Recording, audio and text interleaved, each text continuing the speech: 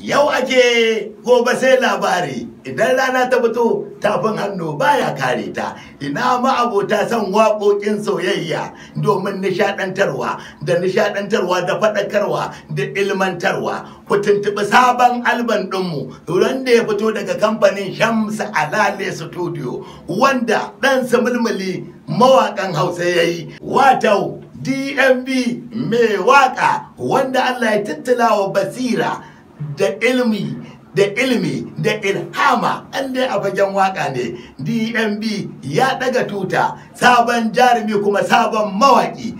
Don Allah a ci gaba da saurarensa a tasharsa ta YouTube channel mai suna DMB YouTube channel. Yana kuma yi wa masoya da masu yin soyayya addu'a da fatan alkhairi tare da masa albishir ɗin sabon alban ɗinsa mai suna birnin masoya gafa birnin soyayya. A zo a kalla, a zo a ji nishaɗi, a zo a ji kalaman lobin soyayya. Dole there is nothing like love.